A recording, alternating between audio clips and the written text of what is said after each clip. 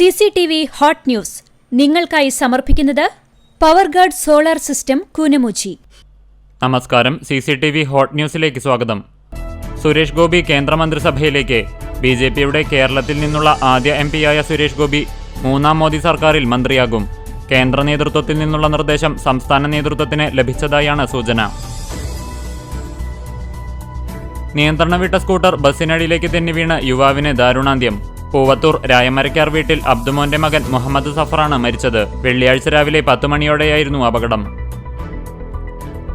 ഗുരുവായൂർ നിയോജക മണ്ഡലത്തിൽ national highway വികസനവുമായി ബന്ധപ്പെട്ടുണ്ടായ രൂക്ഷമായ വെള്ളക്കെട്ട് സംബന്ധിച്ച് ഗുരുവായൂർ MLAയുടെ അധ്യക്ഷതയിൽ PWD റെസ്റ്റ് ഹൌസിൽ യോഗം ചേർന്നു.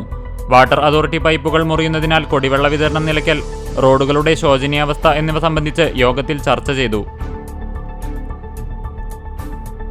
ശക്തമായ കാറ്റിലും മഴയിലും മരം കടപുഴകി വൈദ്യുതി പോസ്റ്റിലേക്ക് വീണു. വ്യാഴാഴ്ച രാത്രി 10 മണിയോടെയാണ് പെങ്ങാമുക്ക് കരിച്ചാൽ റോഡിലുള്ള സ്വകാര്യ വ്യക്തിയുടെ പറമ്പിലെ നെല്ലിമരം വൈദ്യുതി കമ്പികളിലേക്ക് വീണത്. പൊന്നിയൂർക്കുളം കൃഷിഭവൻ ഓഫീസിന് മുന്നിൽ കർഷകർ തിങ്കളാഴ്ച മുതൽ സത്യാഗ്രഹം ആരംഭിക്കുന്നു. മാസങ്ങൾ കഴിഞ്ഞിട്ടും സംഭരിച്ച നെല്ലിന്റെ പണം കർഷകർക്ക് ലഭിക്കാത്തതാണ് പ്രതിഷേധത്തിന് കാരണം. ലോക്സഭാ തിരഞ്ഞെടുപ്പ് ഫലവുമായി ബന്ധപ്പെട്ട് സോഷ്യൽ മീഡിയയിലൂടെ വ്യാജ സന്ദേശം നൽകി ജനങ്ങൾക്കിടയിൽ ആശങ്ക പരത്തിയ 5 പേരെ വടക്കേകാട് പോലീസ് അറസ്റ്റ് ചെയ്തു. ചാലിശ്ശേരി പാടശേഖര സമിതി ഭാരവാഹികൾ യോഗം ചേർന്നു. P. മോഹനന്റെ അധ്യക്ഷതയിൽ ചേർന്ന യോഗത്തിൽ പുതിയ ഭാരവാഹികളെയും തെരഞ്ഞെടുത്തു. കുട്ടാടൻ പാടശേഖരം കോൾനിലം പദ്ധതിയിൽ ഉൾപ്പെടുത്തണമെന്ന് പൊന്നിയൂർ പഞ്ചായത്ത് ഭരണസമിതി പ്രമേയത്തിലൂടെ ആവശ്യപ്പെട്ടു. വ്യാപാരി വ്യവസായി ഏകോപന സമിതി പെരുമ്പിലാവ് യൂണിറ്റ് വാർഷിക യോഗവും പുതിയ ഭാരവാഹികളുടെ തെരഞ്ഞെടുപ്പും നടന്നു. CPMന്റെ മുതിർന്ന നേതാവായ KS ശങ്കരനെ അനുസ്മരിച്ച് വേലൂർ കാരങ്ങൽ ഓഡിറ്റോറിയത്തിൽ സർവകക്ഷി അനുസ്മരണ യോഗം നടന്നു. കേരള ബാർ കൗൺസിൽ ഭരണം അട്ടിമറിച്ച് നോമിനേറ്റഡ് ഭാരവാഹികളെ നിയമിച്ചതിനെതിരെ All India Lawyers Union Chavakkad കോടതി യൂണിറ്റ് കമ്മിറ്റിയുടെ നേതൃത്വത്തിൽ പ്രതിഷേധയോഗം സംഘടിപ്പിച്ചു. കാർഷിക വികസന കർഷകക്ഷേമ വകുപ്പ് തെങ്ങ് കൃഷി പ്രോത്സാഹിപ്പിക്കുന്നതിന്റെ ഭാഗമായി കുന്നംകുളം കൃഷിഭവന്റെ നേതൃത്വത്തിൽ നഗരസഭയിലെ മുഴുവൻ വാർഡുകളിലും തെങ്ങിൻ തൈകൾ 50% സബ്സിഡിയിൽ വിതരണം ചെയ്തു. പ്രീ പ്രൈമറി യുഗത്തിലും മികവിന്റെ കേന്ദ്രമാവുകയാണ് പോർക്കുളം പഞ്ചായത്തിലെ കൊങ്ങണൂരിൽ പ്രവർത്തിക്കുന്ന അമ്പിളി മഹിളാ സമാജം അംഗൻവാടി.